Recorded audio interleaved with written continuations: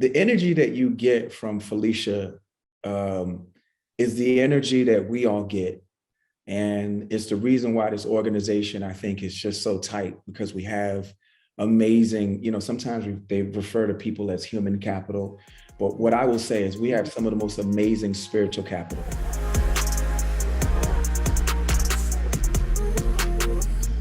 What you're up to, I think, is such an important endeavor. Tell me a little bit about the Black Ambition Initiative and why you wanted to be a part of it initially and why you're coming back for more this year. I mean, it's not even that he's a part of it. He created it, right? Yeah. And so, Pharrell will often talk about he's the dreamer and the mascot, and Black Ambition is the dream for so many people, right? And so, last year we had over close to 2,000 applicants. And from that, 300 entrepreneurs we took through a cohort style mentorship program for 5 months, but like mentors at the highest level, right? Not just mentors that can give you advice, but mentors that can give you advice, put you on, and then have also written checks to our entrepreneurs. And then from those 300 entrepreneurs, we funded 34 of those companies with check sizes from 15K to 1 million. And those companies have gone on since last July, when we did our demo day, to have gone on to raise over $40 million from an initial $3.3 million in investment into those 34 companies. And so, I mean, they're winning, right? And they're winning bigger, and they're winning bigger as a result of Black Ambition. And so for us, it's the funding that is absolutely needed for Black and Latinx founders, but then it's also high quality mentorship, and then access, putting them on, at some point getting out of their way so that they can do their thing, and then creating an environment where they can really dream big dreams, right? That's the ambition part of Black Ambition.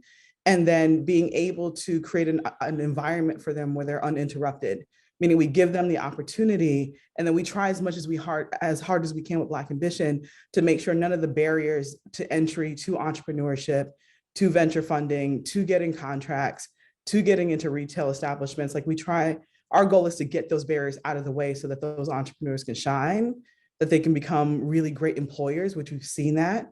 And then that they can also be very great contributors back into their communities, back into their startup ecosystems, and then really in the marketplace of ideas and opportunities. We've been seeing that with our founders. I think that's so incredible. And especially at a time when I think there's a lot of attention being paid from corporations or individuals or brands to look like you're doing things to uplift and empower the culture. But what's often lacking in those grand declarations and big announcements and even big checks is the follow through, right? And I think that's exactly what you're talking about. This isn't just writing someone a check, giving them one quick leg up. It sounds like you're really kind of linking arms and walking with these young entrepreneurs. And I think that that's so important. What let you all know that was even a real possibility? I think it just began with like the audacity that things can be done. There's a lot of power in the word now. There's a lot of inspiration and encouragement in anything that's happened after now, or I guess happened, after now, right? Before now. Because there's so many lessons there, and if we really pay attention to what we've done, what we've been through, you've actually been given a cheat sheet for how to really move forward. You just can't sit in it. And I think coming from where I come from, I was just telling my brother today, uncertainty is a very uncomfortable thing, but that uncomfort, not discomfort, but that uncomfort is a superpower, because what it does is it sparks you to be your pure self. And once you realize who you are when you're in an uncomfortable position, then you can, hey, put me anywhere. It's like Jay-Z says, put me anywhere on God's green earth, I'm gonna triple my worth. Why? Because he understands what he is. He knows that no matter what comes at him, he's got a set of instincts that are going to kick in and he's going to survive. And when we know that, that's a big chunk of it. The rest of it is the right people sharing the codes. And those are the two things that we have a huge problem with. We've been distracted and disheveled for so long as a culture that it's hard to get our bearings. And then for those of us that do get our bearings, we might have a great idea. We might know who we are, have a great idea, but we don't have the codes. And that is what Black ambition is really all about. It's really about you being secure in who you are and understanding that you have a spectrum of instincts that could really help you. Mm-hmm. You have a great concept, and then you're going to need not just capital, but you're going to need mentorship. And so for us, the audacity just comes from the fact that we know that that's what's missing. Mm-hmm. And why shouldn't we? I guess that's where the audacity is. It's like, well, why shouldn't we? You know, we've watched so many other demographics and cultures in this country stick together, share the codes, embrace each other, embrace and foster. When you see somebody that is sure of who they are and what they have, then you're supposed to double down. If there's smoke, you're supposed to pour all the gas on that. That's what Black ambition is all about. I love that. My next question is about the prize competition, and specifically the HBCU prize competition. I think it's such a great time that HBCUs are, I think, starting to get a lot more notice and a lot more support, at least publicly. For the longest time, it was like, wait, aren't we in this post-racial society? Like, why do you need HBCUs? And of course, we know that they are so integral to advancing the community and empowering the culture. How did you go about kind of cultivating that particular piece of this, and why was that part so important? Yeah, I think, for us on the HBCU side is when we talk about entrepreneurship and opportunities, we understand that we need as many people to get the entrepreneurial bug and spark as early as possible. And then when we talk about HBCUs, I think what doesn't get talked about among HBCUs either closing or needing funding is like, it's a breeding ground for innovation. And dopeness and culture and putting all those things together. And, when you really look at some of our most successful Black innovators and entrepreneurs, they usually are HBCU grads or had some sort of touch point within their families in HBCUs. And so the question is like, why not HBCUs?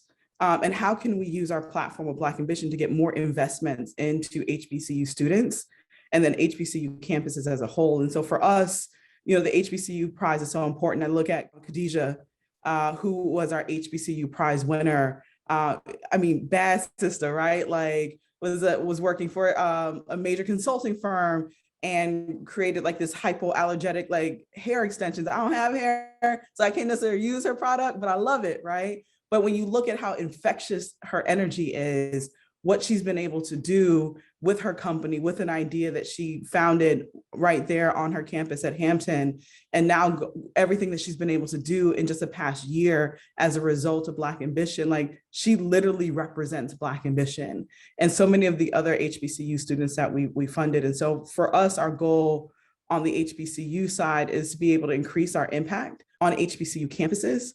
That's why we're launching an HBCU tour. And so we'll actually be physically on some HBCU campuses this year, taking a 3-day like entrepreneurship kind of hackathon to those campuses, funding some entrepreneurs in the idea stage directly on those campuses, using that as a way to promote more applications and more applicants to the Black Ambition Prize. And then we are expanding like how we're supporting those HBCUs. And so, as we leave away from those campuses, we're launching venture studios on those campuses as well, because what we found in the prize last year is like, our HBCU winners were like, this is amazing. I've really enjoyed my, everything that Black Ambition has to offer me. But when I go back to my campus, it doesn't have an entrepreneurship center. And there isn't really an entrepreneurship ecosystem to support me in this next level.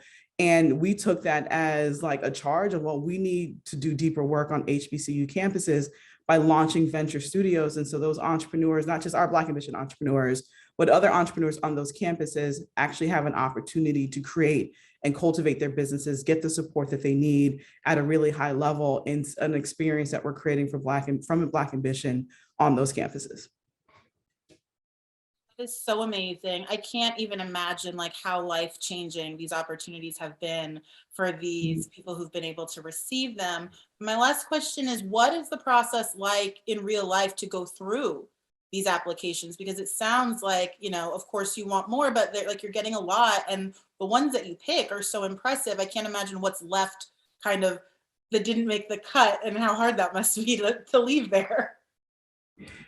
Yeah, it was hard, right? Like, I think in an ambitious world, we could fund all those entrepreneurs, but they were all at different stages. And so some of them needed more mentorship support. That's why we created the 5-month cohort style mentorship program. Some of them just needed to be brought into the Black Ambition circle, and they weren't ready in that moment to be top applicants, but they hopefully will be through the work that we've done with them into this next new cycle, or maybe the cycle following that. But going through close to 2,000 applications in the course of a few months, and then selecting those 34 that we knew had everything that they needed to succeed and accelerate what they're doing was really important. You know, I would say one part along the process that Pharrell played a really big role in, other than dreaming this thing up and assembling the team to take the charge, is, you know, he does the fireside chats with our founders every quarter. And those moments for them to be able to pick his brain, being able to kind of glean from his expertise in the entertainment space and launching quite a few companies, is something that is a Black Ambition experience that our founders really, really, truly enjoy. And that is baked into the experience and into the application process. The energy that you get from Felecia is the energy that we all get. And it's the reason why this organization, I think, is just so tight, because we have amazing, you know, sometimes they refer to people as human capital, but what I will say is we have some of the most amazing spiritual capital. And I think everyone who's listening and reading and, you know, absorbing this information has experienced that today. Like, that's what Black Ambition is all about. It's about amazing spiritual capital. Absolutely. I'm not going to lie. I've been like, okay, how do I become friends with Felecia? She's giving me joy and energy. Like, I feel exactly what you just said. So absolutely. And that's so important as well. Download theGrio now. It's free. theGrio.